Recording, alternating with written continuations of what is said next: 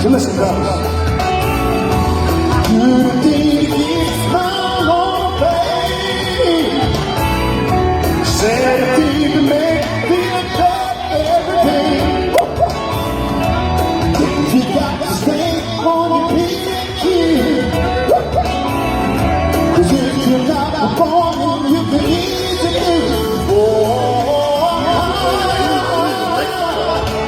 Something like I've never seen. I mean, you take different genres, you take people back in time, you just do.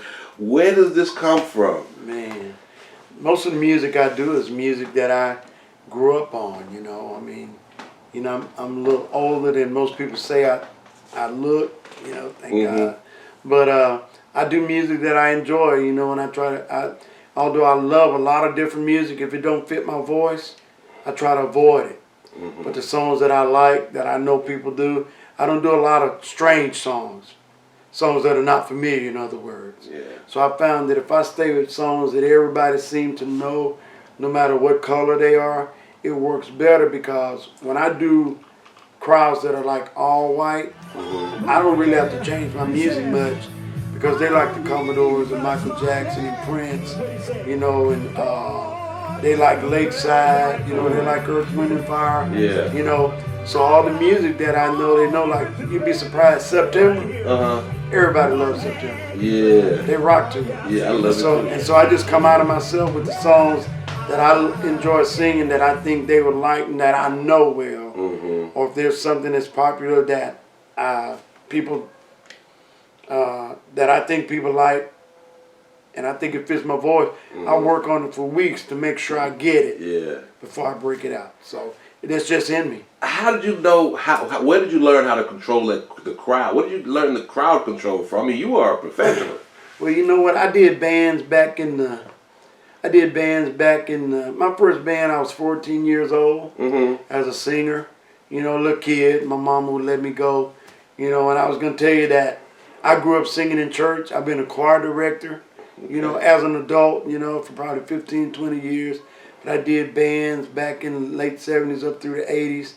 And I was a singer, you know, and I found that you're still learning. Yeah. But when I started doing the one-man show, I realized that it was all me. So I had to do more than just sing. I had to find a way to engage, which is why in my set I always have 3 or 4 microphones.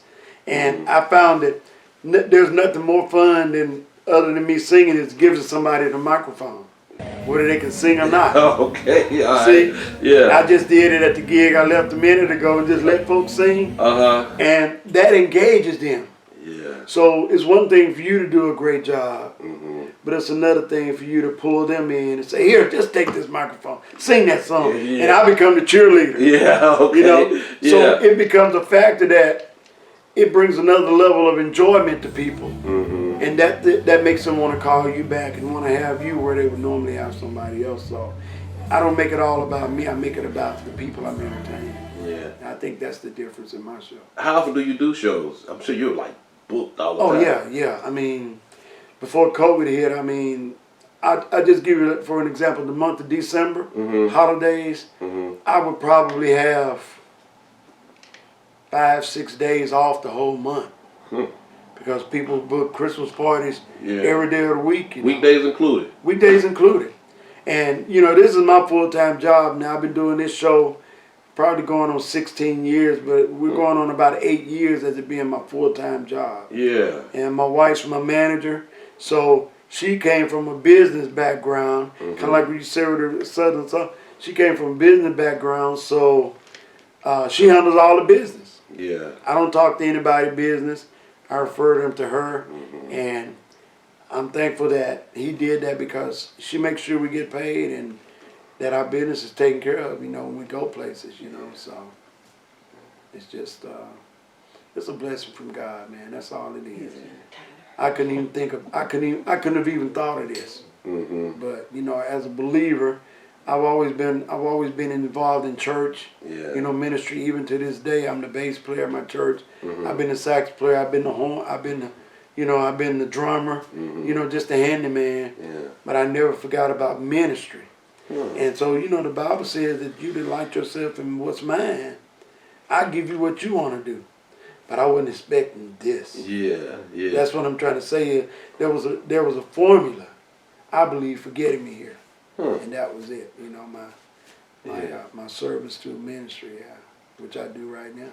So you're from Purvis, Mississippi. Purvis, right? Mississippi, born and raised. Okay. Tell me, what was life like? I'm sure it was music and church and fun. And... Well, it was a lot of church, you know. There was one small band I was in there when I was a kid, you know, and my first recording session was with a white guy who I knew, who was a year ahead of me. The year he graduated high school, he was in our band that we had at the time, you know, it was all black guys, and he was in the band. So when he graduated, he wanted to do an album. So he reached back and got myself and the drummer, and which was my first time ever recording, you know, and we came here, as a matter of fact, we came to Laurel Studio. The place where we recorded was called David and the Giants Studio, somewhere here in Laurel. But Purpose was mostly church, you know, and I mean, we went to church all the time. Our mom was a church secretary, church mother. Okay. So we lived in church. Yeah. I got a whipping from my 6th grade teacher for not having homework on a Monday, because she said, if you hadn't been at that church, you had your homework. Yeah. And she lived right across the street from the church, so she could see it. Okay. Yeah. But just always church, you know, yeah. But my mom, she never tried to stop me. I think my first band was like 13, 14, just because I was singing in church and this little band got together and that. So she didn't try to stop me from doing it. She just told me, don't forget where you come from. Yeah. And that was her message. I think she recognized the gift that God had placed inside of me, and so she never stopped me from doing it. And it just developed over the years, you know. Are there any other musicians in your family? Oh yeah, my dad was a musician. I understand that my great-grandmother was a singer. My aunt right now is a singer, you know. So my sister is the choir director at the church where I used to be the choir director, you know. And I was just letting them listen to some video of my kids. My 2 younger boys are singers, and my oldest daughter, she sings as well. But the 2 younger ones, they're working on their own music all the time right now, you know. One's in Dallas, one's in Fort Walton. So, yeah. It's so amazing to hear. Well, I won't say, I see a line between a lot of artists who, you know, even though they do secular music, they always say, well, it's God's gift, I'm doing it for the church. I always thought that was kind of... Yeah, I can speak on that. You know, because for me personally, there are some places I won't play. There's some songs I won't sing. Like, I won't sing sexual healing. Really? Nope. Because it's personal for me to not sing sexual healing. And as God speaks in my voice, He tells me that, you know, He trusts me with the gift. So I'm able to get gigs that a lot of bands and a lot of artists won't get because my show is clean. You know, the songs I choose, they're clean. You know, and I don't cross that line. I could have probably made a lot more money doing other things. Yeah. But when I think about the fact that this thing is so much bigger than me, and how I live in Hattiesburg, Mississippi, and I've been making a living off music all these years. I'm talking about a better living than I made on any job I ever been in, but I live right there. But I'm doing something that I love, and what's that say? You know, like you said about DJing, you know, you would have done it for nothing, right? That's the way I'm about music, but I met this person who said, hey, you can get paid to do this. And I'm thinking, nobody's going to pay me to sing, because I had been ostracized as a singer in church. I had been ostracized as a musician, horn player, in church mostly. You know, where you got these big programs going on. And you know how they would have the singing. They say, okay, everybody who's going to sing, sign up to sing. Well, I was the first one there because I was the sound man. So the MC had my name before anybody's name, but I wasn't a sing, show out, you know, get them on. I wasn't that guy. So sometimes they wouldn't even call me. at a program where I set up the sound for her and signed up to sing. So anyway, you know, but God had a plan for me. He trusted me with the gift, you know, and he allowed me to just, I sing by ear, and the songs I know, you know, I just do them. I try to do them just like the artist. I don't change them. Yeah. And that's why my track show works so well, because I just do the song the way people know them. Yeah. And don't add nothing to them, don't take much away, and they can get with that.